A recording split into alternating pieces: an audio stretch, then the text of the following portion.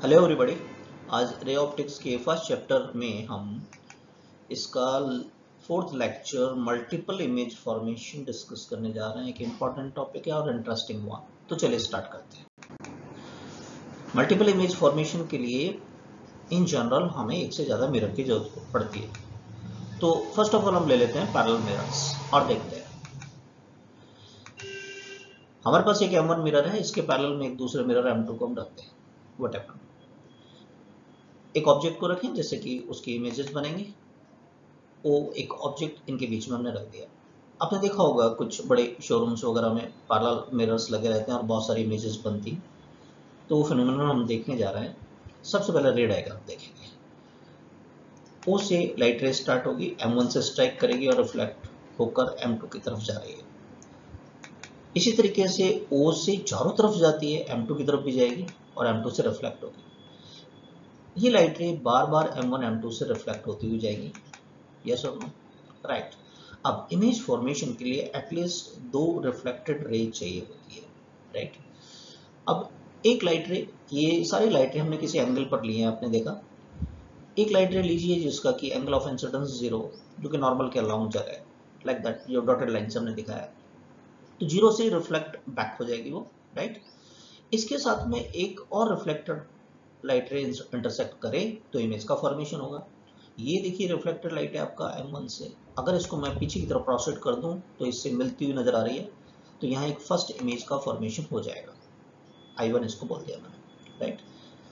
इसी तरीके से ये सेकंड रिफ्लेक्शन जो हुआ है M1 से, इसको बैकवर्ड डायरेक्शन में प्रोसीड करें हम, तो यहाँ एक सेकंड इमेज का फॉर्मेशन हो जाएगा, है ना, इस लाइट रे के साथ में इंटरसेक्शन से। ये थर्ड जो रिफ्लेक्शन हुआ है, इसको पीछे की डायरेक्शन में प्रोसीड किया हमने, तो इस डॉटेड लाइन से यहाँ इंटरसेक्ट कर रहा है, तो एक थर्ड इमेज का फॉर्मेशन हुआ। तो आप देख सकते हैं कि M1 से जितने रिफ्लेक्शंस हुए हैं उनके कारण ये इमेजेस का फॉर्मेशन होता हुआ चला जाता है। राइट। और ये इनफिनाइट इमेजेस का फॉर्मेशन होता है। बस ये होता है हर बार रिफ्लेक्शन से कुछ एनर्जी एब्जॉर्ब होती चली जाती है, तो कुछ इमेजेस हमें दिखाई देती हैं, इनफिनाइट नहीं दिखाई देती है। बाकी फिर इनकी इंटेंसिटी डिम होती हुई चली जाती है, कम होती हुई चली जाती है ना। अच्छा, ये काम जो हमने M1 के पीछे देखा इमेज के फॉर्मेशन का, ये M2 के भी पीछे होगा। देखिए कैसे। M2 से ये फर्स्ट रिफ्लेक्शन हुआ है, ओके, इसको पीछे प्रोसीड किया। यहाँ एक 0 एंगल ऑफ इंसिडेंस पर लाइट जो जाएगी, इसी तरीके से रिफ्लेक्ट होती हुई रहेगी। तो ये आपस में यहाँ मिली, तो एक इमेज का फॉर्मेशन हो गया I1। ये M2 के कारण हुआ है। राइट। इमेजेस जिस मिरर के पीछे बनती हैं उसी के कारण बनी हुई मानी जाती हैं। ये I1, I2 और I3 M1 की प्रॉपर्टी कहलाएंगी, M1 के कारण बनी इमेजेस कहलाएंगी। अब M2 के पीछे जो बनेंगी वो सब M2 की इमेजेस, M2 के कारण बनी इमेजेस कहलाएंगी। राइट। ये लाइट रे जो रिफ्लेक्ट हो रही है, पीछे प्रोसीड करेगा यहाँ पर, तो यहाँ एक इमेज का फॉर्मेशन हो जाएगा लाइक दिस। इसी तरीके से ये थर्ड जो रिफ्लेक्शन हुआ M2 पर, इसको प्रोसीड करें तो एक इमेज का फॉर्मेशन हुआ। क्लियर। इमेजेस फॉर्मेशन कैसे होता है पैरेलल मिरर में, रे डायग्राम हमने देखा। अब इनकी पोजीशन जान लेते हैं। राइट। मान लीजिए ऑब्जेक्ट फर्स्ट मिरर से x डिस्टेंस पर है, तो हमने इमेज फॉर्मेशन में देखा था सेकंड लेक्चर के अंदर कि ऑब्जेक्ट जितने डिस्टेंस पर होता है, इमेज भी मिरर के पीछे उतनी डिस्टेंस पे बनती है। तो फर्स्ट इमेज की डिस्टेंस कितनी होगी, x। फाइन, कोई इशू नहीं है। ओके, आगे देखो। मान लेते हैं हमारे ये पैरेलल मिरर एक दूसरे से d डिस्टेंस पे है, d सेपरेशन पे है। राइट। तो ये बचा हुआ कितना हो गया, d माइनस एक्स। क्लियर है। ये d माइनस एक्स हुआ आपका, तो अनडाउटली इसके पीछे जो इमेज बन रही है I1, ये भी d माइनस एक्स पे बनेगी। क्लियर है ये वाली बात, है ना। ओके। अब देखिए इंटरेस्टिंग वन, I2। देखिए I2 के लिए जो इंसिडेंट रे है उसकी बात करें अपन। राइट। I2 के लिए ये देखिए जो लाइट रे है आपका, I2 का जो फॉर्मेशन हो रहा है वो ये लाइट रे इंसिडेंट रे है, ये सुनो, और ये रिफ्लेक्टेड रे। अब ये I2 आ कहां से रही है, I1 से आ रही है। तो I1 is behaving like the virtual object. I1 virtual object की तरह से बिहेव करेगा I2 के फॉर्मेशन के लिए। दोबारा से देखिए, इमेज का फॉर्मेशन होता है रिफ्लेक्टेड लाइट से, तो ये तो रिफ्लेक्टेड लाइट हो गई। क्लियर है। M1 के पीछे बन रही है, तो M1 पर ये रिफ्लेक्टेड लाइट है, I2 का फॉर्मेशन। और इंसिडेंट लाइट से होता है ऑब्जेक्ट का आइडेंटिफिकेशन। ये इंसिडेंट लाइट है, तो इंसिडेंट लाइट कहाँ से आती हुई लग रही है हमको, I1 से, तो I1 is behaving like the virtual object. Clear है? तो M1 से इस I1 का डिस्टेंस देखो जरा भाई, ये सेपरेशन कितना है d, और ये कितना है d माइनस एक्स, तो d plus d minus x क्या 2d माइनस एक्स हुआ? यस। तो इसका मतलब इस मिरर के पीछे 2d माइनस एक्स पे इमेज बनेगा। बस समझ में, राइट? आगे देखो, ये d प्लस एक्स पे कैसे बन रहा है उसको समझना जरा। इसके लिए इंसिडेंट लाइट कौन सी है? ये इंसिडेंट लाइट है, ये रिफ्लेक्टेड लाइट है। रिफ्लेक्टेड लाइट से बनती है इमेज, और इंसिडेंट लाइट से ऑब्जेक्ट की पोजीशन का आइडेंटिफिकेशन होता है। तो I2 के लिए ये I1 जो है वर्चुअल ऑब्जेक्ट की तरह से बिहेव करेगा। देखिए ये इंसिडेंट लाइट यहाँ से आती हुई लग रही है, ये रिफ्लेक्टेड है जिससे इमेज बनी आपकी, बनी किसके पीछे? M2 के। तो M2 से इमेज का जितना डिस्टेंस होगा उतना ही ऑब्जेक्ट का डिस्टेंस होगा। तो पहले ऑब्जेक्ट का डिस्टेंस देखते हैं अपन। ऑब्जेक्ट कौन है इसके लिए? I1। ये तो d है, ये कितना x, तो I1 की M2 से डिस्टेंस कितना हो गया? क्या d प्लस एक्स हो गया? तो d प्लस एक्स पर ही इमेज का फॉर्मेशन हो रहा है। समझ में आ रही है बात? फाइन। अब इसके लिए देख लेते हैं I3। देखिए बार बार इस तरीके से रिफ्लेक्शन होता है, तो वो हम चेक कर रहे हैं। तो ये 2d प्लस एक्स पे कैसे बना है वो देख लो। सबसे पहले देखिए इसके लिए इंसिडेंट लाइट कौन सी है? ये कहाँ से आती हुई लग रही है आपको? I2। तो इस I3 के लिए ये I2 है वर्चुअल ऑब्जेक्ट की तरह से बिहेव करेगा। इस वर्चुअल ऑब्जेक्ट की M1 से डिस्टेंस कितनी है ये देखेंगे अपन। भाई ये तो d है और ये d प्लस एक्स, तो क्या 2d प्लस एक्स हो गया? तो इसके पीछे 2d प्लस एक्स पे इमेज बनेगी। बस समझ में आया? अब इसका देख लेते हैं। अब आप खुद से चेक करो एक बार, मैं आपको टाइम देता हूँ। आप देखो इसके लिए इंसिडेंट रे कौन सी है? आई थिंक ये वाली है। हाँ ठीक है। अब इसकी लिए ये वाला ऑब्जेक्ट हो गया, इस इमेज के फॉर्मेशन के लिए I2 ऑब्जेक्ट हो गया। और ये I2 किसके, I3 की, सॉरी I3 किसके पीछे बन रहा है? M2 के पीछे, है ना? तो इस M2 से I3 का डिस्टेंस M2 से ऑब्जेक्ट की डिस्टेंस के बराबर होगा। इसके लिए ऑब्जेक्ट कौन सा है भाई? ये।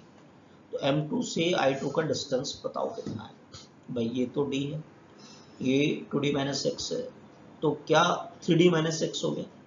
यहाँ से यहाँ तक 3d माइनस एक्स हो गया, तो ये डिस्टेंस कितना आना चाहिए? 3d minus x. क्लियर है?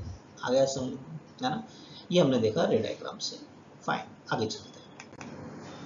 अब हमसे पूछा जाता है, जो क्वेश्चंस आते हैं, कोई एक पर्टिकुलर मिरर कह देते हैं कि इसके M1 के कारण जो कॉन्सेक्यूटिव इमेजेस बनी हैं वो डिस्टेंसेस बताएगा। तो अभी तो हमने देखा था रे डायग्राम एक लंबा प्रोसेसर है, न्यूमेरिकल आएगा तो इतना टाइम नहीं मिलेगा, है ना? फाइन। तो इस बात को देख लेते हैं कि कैसे कैलकुलेट किया जाएगा। फाइन। सबसे पहले तो हमने आपको एक चीज बताई थी, दैट इज इंपॉर्टेंट, कि images behind the mirror are known as images formed by the mirror. M1 के पीछे जितनी भी इमेजेस बनी थी, इस तरफ जितनी भी इमेजेस बनी थी, वो सब M1 की प्रॉपर्टी कहलाएंगी, M1 की इमेजेस कहलाएंगी। फाइन।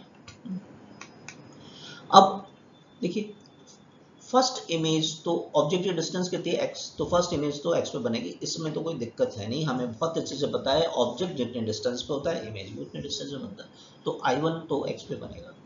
क्लियर है? अब हम इसको टेक्निकली बता रहे हैं आपको।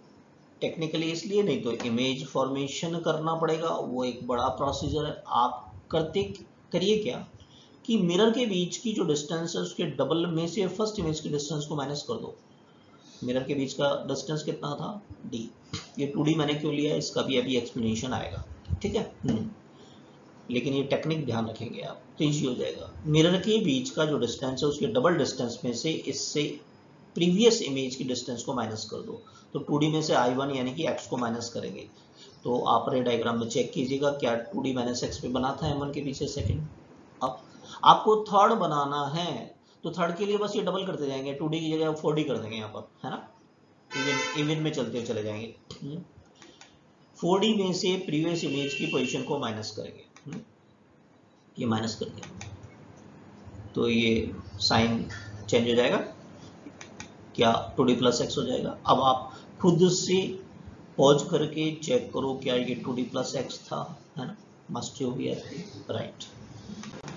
इसी तरीके से आपसे कहा जाए distance of image formed by the M2। अब M2 के पीछे, M2 से डिस्टेंस कितना था इसका? d minus x. तो पहला इमेज में तो कोई दिक्कत है नहीं, वो तो d माइनस एक्स बनेगा।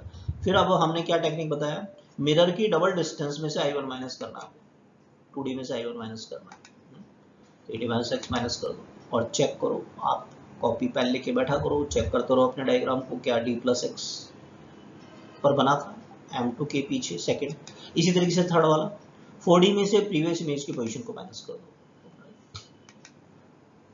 ये माइनस हो जाएगा, तो कितना आ जाएगा, क्या 3D माइनस एक्स पे बना था, चेक करो इस बात को। क्लियर है ये वाली बात। अब ये किस तरीके से आया है देखिए, इसका भी लॉजिक दे देते हैं, लेकिन आप इसको याद रखिएगा, है ना। आपसे ये भी पूछा जा सकता है कि जो कॉन्सेप्टिव इमेजेस बनती हैं दोनों के पीछे बन रही है I1 देखिए, उसी रे डायग्राम को थोड़ा सा शॉर्ट करके यहाँ पर कंप्रेस करके बना दिया हमने। M1 के पीछे भी I1 है, तो M2 के पीछे भी इसकी फर्स्ट इमेज, इसका भी सेकंड है। तो ये कॉन्सिक्यूटिव देखिए, फर्स्ट सेकंड इनके बीच का सेपरेशन आपसे पूछा जाए, तो ये क्या है, सेपरेशन बिटवीन nth इमेजेस, जैसे फर्स्ट सेकंड थर्ड। ओके, तो सबसे पहले रे डायग्राम से देखो, रे डायग्राम बना दिया है, तो I1 और I1 के बीच का ये x, ये सेपरेशन मिरर के बीच का d, और ये कितना d माइनस एक्स, तो कितना आएगा 2D, कोई दिक्कत नहीं है। अब देखना आपके पास लॉजिक आएगा क्यों हम 2D 4D और ये ले रहे थे वहाँ पे। अब आपसे सेकंड इमेजेस के बीच का डिस्टेंस पूछा जाए, हाँ, ये 2D minus x, separation mirror का कितना है d, and this is d plus x, तो x से x कैंसिल हो जाएगा, तो कितना आ गया 4D, समझ में आ रहा है। इसी तरीके से थर्ड जो कॉन्सेप्टिव इमेजेस हैं इनके बीच का सेपरेशन 2D प्लस एक्स, और M1 से M2 कितना है, ये सेपरेशन d, और 3D माइनस एक्स, x से x cancel, 2D plus d 3D कितना आ जाएगा 6D। आप समझ में आया आपको। तो अब आप वैसे बता सकते हो, ये नेक्स्ट I4 कितना हो जाएगा 8D। तो सिंपल सा एक टेक्निक याद कर लो कि सेपरेशन बिटवीन nth इमेजेस क्या होती हैं 2D, यानी 1 रखें यहाँ पर तो 2D हो जाएगा, 2 रखें तो कितना आ जाएगा 4D, कितना हो जाएगा 6D। क्लियर हो गया सबको, फाइन। ओके, अभी हमने पैरेलल मिरर्स लिए थे, अब दो परपेंडिकुलर मिरर्स ले लेते हैं। ये 90 डिग्री पे मिरर है, इंटरेस्टिंग है, देखते हैं। M1 और M2 दो मिरर है मेरे पास, इनके बीच में एक ऑब्जेक्ट को रख दिया, राइट, और ऑब्जेक्ट को हम सिमेट्रिकली नहीं रख रहे हैं, इसके कोऑर्डिनेट बताए हैं A और B। A और B बोले तो ये A डिस्टेंस है, ये B डिस्टेंस है, और दोनों अलग अलग है ना, बिल्कुल बाइसेक्टर पे नहीं रखा है, राइट। तो सबसे पहले तो सिंगल रिफ्लेक्शन के कारण देखें अपन, यहाँ से जितनी डिस्टेंस है ये A डिस्टेंस पे एक इमेज बन जाएगा, और यहाँ ये B है तो B बन जाएगा, ठीक है। तो इसको M1 है तो फर्स्ट इमेज बनाई हमने B डिस्टेंस पर, यहाँ बन गया। इसी तरीके से एक इमेज यहाँ बन जाएगा A डिस्टेंस पर, कोई इशू नहीं। ये कहलाएंगी सिंगल रिफ्लेक्शन। सिंगल रिफ्लेक्शन कहने का मीनिंग एक एक मिरर को यूज किया गया है ना, दूसरे मिरर का I1 के फॉर्मेशन में M2 का कोई योगदान नहीं है, I2 के फॉर्मेशन में M1 का कोई योगदान नहीं, ये सिंगल रिफ्लेक्शन का प्रोसेस कराएगा। अच्छा, लेकिन दोनों मिरर भी कुछ काम करेंगे एक साथ भी, देखो कैसे। ये तो वो हैं जो आपकी पर्टिकुलर सिंगल रिफ्लेक्शन कारण बने। मल्टीपल रिफ्लेक्शन को देखिए, किसी एंगल पर लाइट रे को लेते हैं हम, लाइट रे को यहाँ से लिया, तो यहाँ जितना भी एंगल ऑफ इंसिडेंस है उससे रिफ्लेक्ट हो गई है, फिर यहाँ फिर से रिफ्लेक्शन होगा, लाइट रे ऐसे चली गई। इमेज फॉर्मेशन के लिए एटलीस्ट 2 चाहिए होती है, एक और लगाते हैं, एक और ले लिया हमने। यहाँ जितना भी एंगल ऑफ इंसिडेंस है उतना रिफ्लेक्शन, यहाँ जितना भी है रिफ्लेक्शन। अब ये दोनों रिफ्लेक्टेड लाइट रे यहाँ तो कहीं नहीं मिलने वाली, पीछे प्रोसीड करें हम, पीछे प्रोसीड करें तो यहाँ कहीं मिलती हुई लग रही है, तो एक इमेज का फॉर्मेशन यहाँ होता है, इसको हमने I3 कह दिया। तो I3 का फॉर्मेशन किसके कारण हो रहा है, ये हो रहा है आपका मल्टीपल रिफ्लेक्शन। M1 M2 दोनों काम आ रहे हैं। मल्टीपल रिफ्लेक्शन देखो, M1 पे भी रिफ्लेक्शन हुआ है, M2 पर भी, तब जाके ये I3 बना है। क्लियर है वाली बात। तो 90 डिग्री पर यदि है तो कितनी इमेजेस का फॉर्मेशन हो रहा है 3 का। लेकिन एक इंटरेस्टिंग बात देखिए कि आपकी ये इमेजेस ऑब्जेक्ट सबकी सब एक सर्कल के ऊपर है, ये सब एक इंपॉर्टेंट कॉन्सेप्ट है जिसको हम काम में लेंगे और आपको ध्यान रखना है, बाद में बॉइलिंग ऑफ इमेज कहलाएगा कॉन्सेप्ट।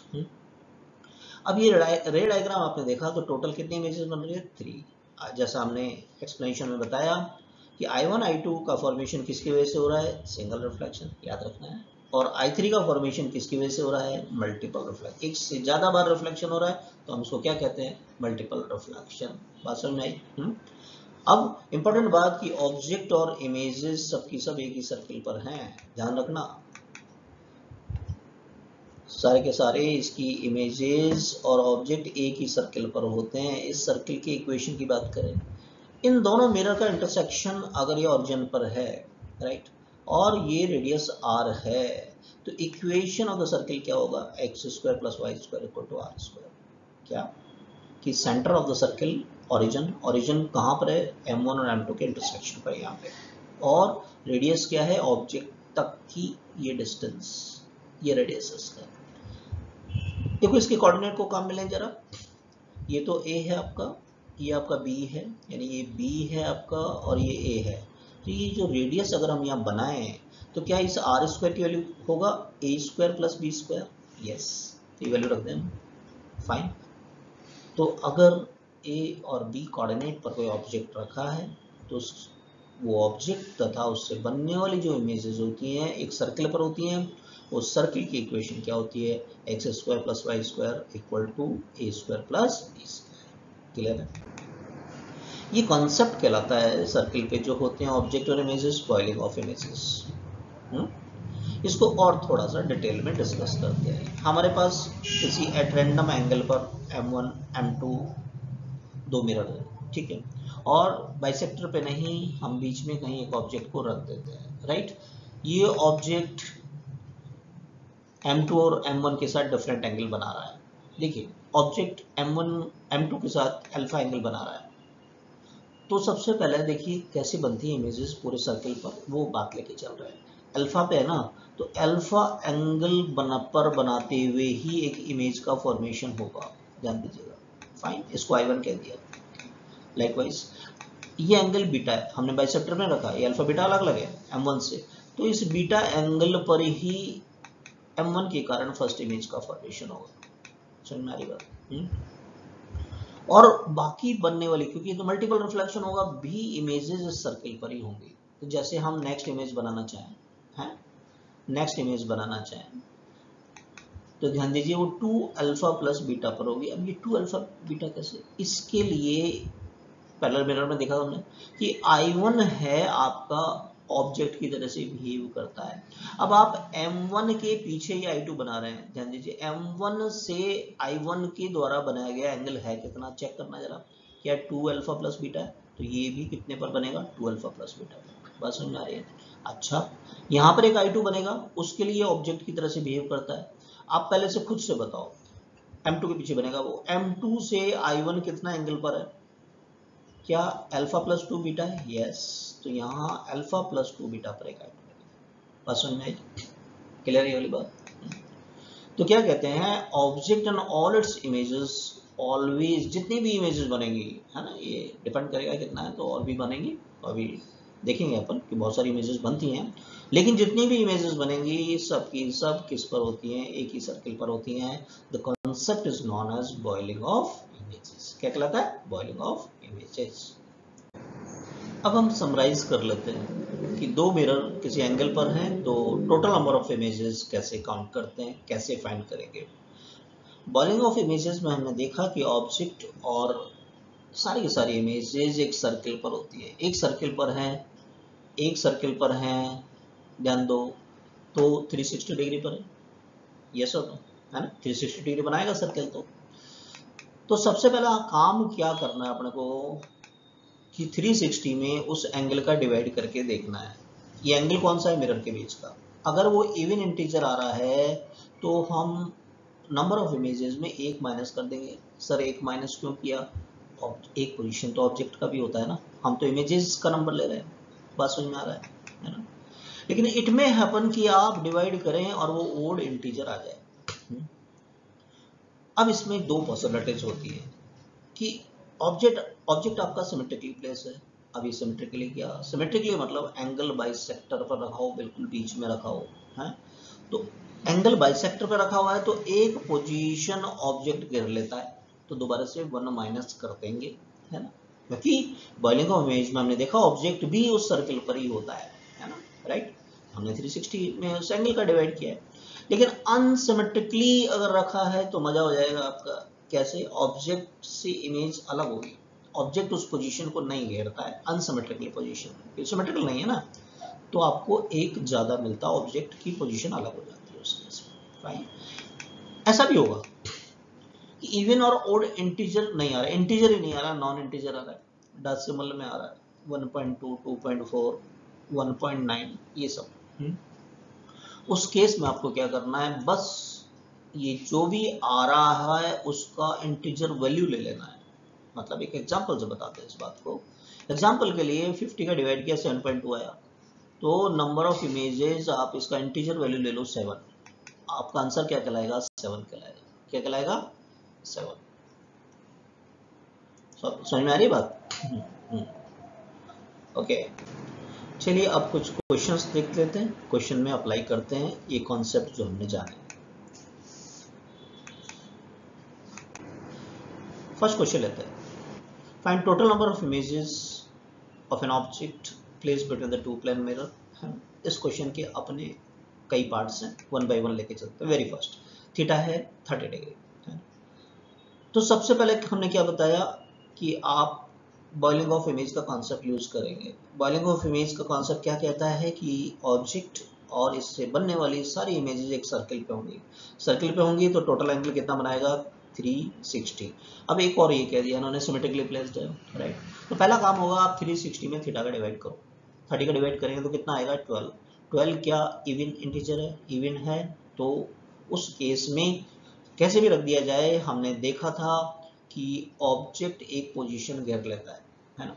तो हम क्या यूज करते हैं इवन इंटीजर के केस में, n equal to 360 by theta minus 1, एक को माइनस कर लेते हैं तो एक कम हो जाएगा, एक कम हो जाएगा। तो टोटल नंबर ऑफ इमेजेस कितनी बनने वाली है, 11। क्लियर है। नेक्स्ट क्वेश्चन लेते हैं। 45 डिग्री पे रखा और अनसिमेट्रिकली प्लेस किया गया है। सबसे पहला काम क्या करेंगे, आप 360 में डिवाइड करो, 8 टाइम्स गया, इवन आ रहा है। इवन आते ही फिर आपको ये नहीं देखना है सिमेट्रिकली अनसिमेट्रिकली, ध्यान रखना, केवल ओड में देखना है, ये वाली बात है ना। तो एक पोजीशन हमेशा इवन वाले केस में ऑब्जेक्ट घेरता है, तो एक कम हो जाएगा, 7 आंसर आना चाहिए। कितना आना चाहिए, 7। क्लियर है। एक और लेते हैं इस पे, 60 डिग्री है मान लीजिए और सिमेट्रिकली प्लेस है। इस वर्ड पे ध्यान देना ही नहीं है, अगर इवन आ जाए तो ध्यान रखना, 60 डिवाइड करेंगे 6 आएगा, इवन इंटीजर है, तो एक ऑब्जेक्ट की पोजीशन हो जाएगी, तो टोटल नंबर ऑफ इमेजेस कितनी आएगी, 5। क्लियर है। फोर्थ पार्ट क्वेश्चन का, 72 डिग्री है और अनसिमेट्रिकली प्लेस है। अब 72 का डिवाइड किया तो 5 तो ओड आ गया, ओड आ गया तो अब ध्यान रखना अनसिमेट्रिकली प्लेस है तो भी मजे हैं। फिर आपके मजे कैसे हैं, उस केस में अनसिमेट्रिकली केस में एक तो बढ़ जाता है आपका केस में, राइट है ना, ऑब्जेक्ट और इमेज अलग अलग होता है, तो n कितना हो जाएगा, 5 ही कहलाएगा। क्लियर है, राइट। 120 डिग्री है मान लीजिए और कह दिया सिमेट्रिकली प्लेस है, पहले डिवाइड किया, 3 आ गया, ओड नंबर आ गया, ओड आ गया, सिमेट्रिकली है, तो फिर तो ऑब्जेक्ट एक जगह घेर लेता है ना, एक माइनस करेंगे, तो इसका ध्यान रखेंगे। तो कितनी आएंगी इसमें इमेजेस, 2। कितनी आ जाएंगी, 2 आ जाएंगी, है ना। 150 डिग्री है मान लीजिए और अनसिमेट्रिकली रखा आपने। अब 150 का डिवाइड तो 2.4 आ गया, तो नॉन इंटीजर आ गया, इंटीजर नहीं है, तो हमने क्या बताया था, इसका इंटीजर पार्ट लेंगे आप, इसका इंटीजर पार्ट लेंगे, वो कितना है आपका 2, तो आंसर कितना कहलाएगा, 2। क्लियर है क्या, right. Okay, next question, find angle between the two plane mirror producing the 5 images of a given object. अब इसमें रुको, थोड़ा सा सोचो, आपको यहाँ पर नंबर ऑफ इमेजेस दे रखा है और एंगल बिटवीन द मिरर पूछा है। मिरर के बीच का एंगल फिक्स हो तो नंबर ऑफ इमेजेस फिक्स होती है ना, सिचुएशन के साथ। लेकिन इमेजेस का नंबर दे रखा है तो फिर उतने, तो हम कई तरीके से फाइंड कर सकते हैं। कि इंपॉर्टेंट बात है, ध्यान रखना कि if theta is given, n unique होता है, एन यूनिक मानिए फिक्स होगा, लेकिन एन गिवन है तो थीटा नॉट यूनिक, वो यूनिक नहीं होता है, क्योंकि same number of images can be formed for the different theta. कैसे, कि जो नंबर ऑफ इमेजेस होती हैं वो हमारी डिपेंड करती है सिमेट्रिकली अनसिमेट्रिकली, ओड आ रहा है, इवन आ, लाइक दैट सारी चीजें, और वो 360 डिग्री बाई थीटा माइनस 1 और 360 डिग्री बाई थीटा के बीच में होता है ना, डिपेंड करता है, अलग अलग थीटा हो जाएंगे लेकिन एक ही नंबर आ सकता है ना। तो देखिए 1 बाई 1 देखते हैं, केस फर्स्ट देखते हैं। ये लिया हमने, अब ये 5 बनानी है अपने को इमेजेस, है ना। तो इसको सॉल्व करते हैं जरा, पता लग जाएगा अभी आपको। 1 इधर गया तो 6 बन गया, 6 का डिवाइड करते हैं अपन। तो इसका मतलब ये हो गया कि थीटा की वैल्यू 60 डिग्री या 60 से ज्यादा हो, ध्यान दीजिए, तो आप 5 इमेजेस पा सकते हैं। 60 डिग्री पे तो पा सकते हैं या 60 से ज्यादा पर भी पा सकते हैं, पोजीशन पे डिपेंड करेगा, है ना। बात खत्म नहीं हुई। ये दूसरा पार्ट देखो इसका, के second, n is lesser than और इक्वल टू 360 थीटा, है ना। 5 थीटा यहाँ ले जाएं, 5 नीचे ले जाएं अपन, आगे 72। लेकिन ये कब तक आप 5 इमेजेस पा सकते हैं, जबकि एंगल 72 डिग्री या उससे कम हो। बात समझ में आई, है ना। तो that is why 5 images of the given object with the mirror are possible value of the theta क्या होगी, 60 डिग्री और 72 डिग्री के बीच में। एक इंपॉर्टेंट क्वेश्चन है, क्लियर। नेक्स्ट एक इंटरेस्टिंग क्वेश्चन है कि आपके पास में 2 प्लेन मिरर हैं और एंगल थीटा पर है, ठीक है। और एक सोर्स ऑफ लाइट को एंगल बाइसेक्टर पर रख दिया, और फिर से आपसे थीटा पूछा है, ताकि दिस सेंटेंस इंपॉर्टेंट, ध्यान से पढ़ेंगे, so that the light reflected from the mirror, रोको, does not reach the other mirror, दूसरे मिरर तक नहीं जानी चाहिए। एक मिरर से रिफ्लेक्शन के बाद लाइट दूसरे तक नहीं जा रही है, इसका मतलब मल्टीपल रिफ्लेक्शन नहीं होगा। सोचो इस बारे में, मल्टीपल रिफ्लेक्शन नहीं होगा, इसका मतलब दोनों मिरर बस इंडिविजुअली अपनी अपनी इमेजेस बनाएंगे, एक एक, दो से ज्यादा नहीं बनेगी, जैसे मल्टीपल रिफ्लेक्शन नहीं होगा तो। और ऐसे केस में मैक्सिमम नंबर ऑफ इमेजेस कितनी बनेगी, सक्सेसिव रिफ्लेक्शन नहीं होगा तो बस 2, यानी इमेजेस का जो नंबर होगा मैक्सिमम कितना हो सकता है, 2, यानी 2 या 2 से कम बनेगी। ओके, सिमेट्रिकल बोला है इसलिए तो -1 ही आएगा, फिर चाहे इवन हो चाहे ओड हो आपका, है कि नहीं, तो इसलिए -1 वाला फॉर्मूला लगा दिया। 360 degree by theta lesser than equal to 2, fine. Solve करते हैं, 1 को इधर लेके जाते हैं अपन, राइट हैंड साइड में 3 आ गया, 3 का डिवाइड कर दें अपन तो ये 120 आ गया। व्हाट डज करे थे मैंने कि थीटा की वैल्यू इस प्रोसेस के लिए मल्टीपल रिफ्लेक्शन नहीं कराना, तो 120 या उससे कम होना चाहिए। यस और क्लियर है, ओके। एक और क्वेश्चन लेते हैं, इंटरेस्टिंग क्वेश्चन है। 2 मिरर है हमारे पास, 30 डिग्री पर है। एक ऑब्जेक्ट को प्लेस किया है M1 से 10 डिग्री पर। Find position of first 2 images found by the each mirror, है ना। बाइसेक्टर पे नहीं है, देख लिए 10 डिग्री पर है, और टोटल नंबर ऑफ इमेजेस कितनी बनेगी, है ना, ये पूछा हमसे। ओके, सबसे पहले मिरर बनाया हमने को। ऑब्जेक्ट जो हमारा है फर्स्ट मिरर से कितने एंगल पर है, 10 डिग्री पर। तो स्टेप बाय स्टेप बनाते हैं, सीखा था हमने कि ऑब्जेक्ट और इमेजेस तो एक सर्किल पर होते हैं, राइट। ये 10 डिग्री पर है तो फर्स्ट इमेज M1 के पीछे 10 डिग्री पे बन रही है, राइट। टोटल कितना है, 30 है, तो ये कितना बच गया, 20 डिग्री, यस और नो। तो M2 के पीछे भी क्या 20 डिग्री पे बनेगी, एक एक इमेज आ गई हमारी, है ना। लेकिन क्या पूछा है, find the position of first 2 images found by the, अभी काम खत्म नहीं हुआ, है ना, एक एक ही बनी है। तो अभी यहाँ पर बनाते हैं हमने क्या कहा था, I1 इसके लिए सेकंड इमेज के लिए ऑब्जेक्ट की तरह से काम करेगा। आप बताओ ये एंगल कितना है, ये एंगल कितना है टोटल, क्या 20 + 30 50 हो गया क्या, 20 + 30, देखिए 10 + 30 30 डिग्री था ना M1 M2, और ये 20, क्योंकि I1 इसके लिए ऑब्जेक्ट की तरह से बिहेव करता है, तो 50 डिग्री के एंगल पे बनेगी। अच्छा आप खुद से बताओ, अब M2 के पीछे जो सेकंड इमेज बनेगी वो कितना एंगल पर, हम कुछ नहीं बोलते, आप बताओ, क्या I1 ऑब्जेक्ट की तरह से बिहेव करेगी, यस। ये कितना है 30 और ये 10, तो क्या 40 डिग्री में बनेगा, चेक करो, यस 10 + 30 40 डिग्री, बस समझ में आ गया। अब एक बात और पूछी थी, find the total number of images. तो सबसे पहले तो 360 में थीटा का डिवाइड किया तो 12 आ गया, इवन इंटीजर आ गया। इवन के केस में फिर हम ये नहीं देखते हैं ऑब्जेक्ट सिमेट्रिकल या अनसिमेट्रिकल, एक माइनस करते करते करेंगे माइनस। तो टोटल नंबर ऑफ इमेजेस कितनी बननी चाहिए, 11, बस समझ में आ रही है ना।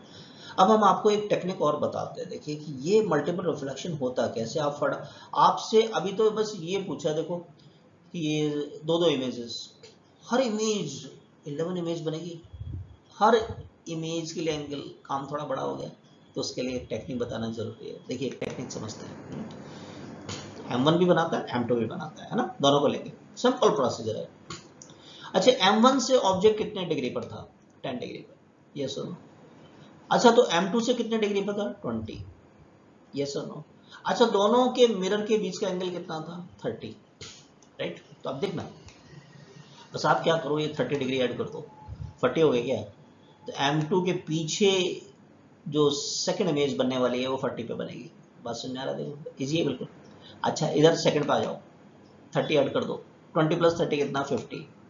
लो काम खत्म हो गया। यही तो निकाली थी अपन ने, पहली 10 थी M1 के पीछे, दूसरी कितनी? 50। M2 के लिए पहले कितनी थी? 20 और सेकंड क्या थी? 40, यस और नो? अब हमने बताया और पूछ लें आपसे सबकी पोजीशन, घबराने की जरूरत नहीं है, यही काम करेंगे। देखिए अब ये थर्ड इमेज निकालने जा रहे हैं M2 के पीछे, आप बस 30 प्लस कर दो, 50 प्लस 30 कितना हो गया? 80। आपसे M1 के पीछे थर्ड इमेज पूछ ले, आपको क्या करना है? प्लस कर दो, 30 प्लस 40 कितना हो गया? 70। 30 ऐड करते जाओ, क्या 100 हो गया? बताओ कितना हुआ? 110। बोलो कितने पर आएगा अब? 30 ऐड करो, 140, प्लस करो, कितना हुआ? 130, फिर 30 ऐड करो, कितना हुआ? 160, कितना हुआ?